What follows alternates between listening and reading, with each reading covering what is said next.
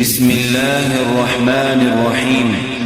تبارك الذي بيده الملك وهو على كل شيء قدير، الذي خلق الموت والحياة ليبلوكم أيكم أحسن عملا وهو العزيز الغفور، الذي خلق 7 سماوات طباقا ما ترى في خلق الرحمن من تفاوت، فارجع البصر هل ترى من فطور، ثم ارجع البصر كرتين ينقلب إليك البصر خاسئا وهو حسير، ولقد زينا السماء الدنيا بمصابيح وجعلناها رجوما للشياطين وأعتدنا لهم عذاب السعير، وللذين كفروا بربهم عذاب جهنم وبئس المصير.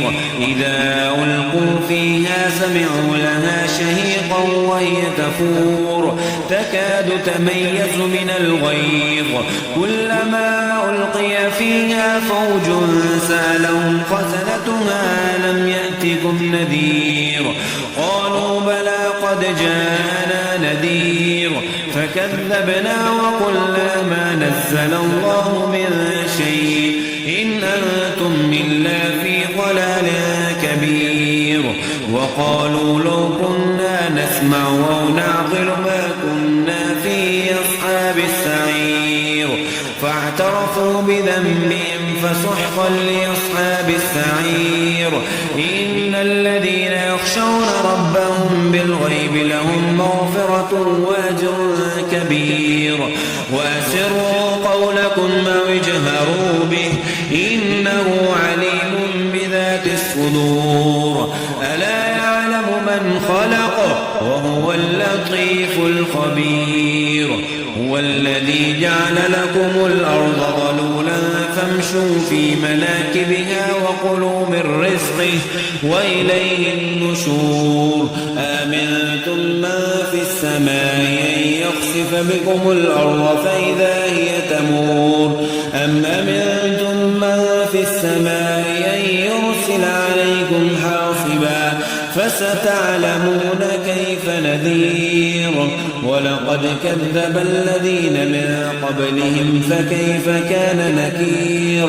أولم يروا إلى الطير فوقهم صافات ويقبضن ما يمسكهن إلا الرحمن إنه بكل شيء بصير. أمن هذا الذي هو جند لكم ينصركم من دون الرحمن إن الكافرون إلا في غرور. أمن هذا الذي يرزقكم من أمسك رزقه بل لجوا في عتو ونفور. أفمن يمشي مقبا على وجهه يهدى أمن يمشي سويا على صراط مستقيم.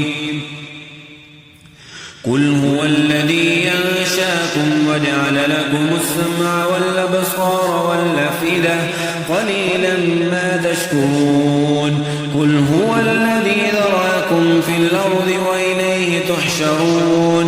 ويقولون متى هذا الوعد إن كنتم صادقين. قل إنما العلم عند الله وإنما أنا نذير مبين. فلما رأوا زلفة سيئت وجوه الذين كفروا وقيل هذا الذي كنتم به تدعون. قل أرأيتم من أهلكني الله ومن معي أو رحمنا فمن يجير الكافرين من عذاب أليم. قل هو الرحمن وآمنا به وعليه توكلنا فستعلمون من هو في ضلال مبين. قل أرأيتم من أصبح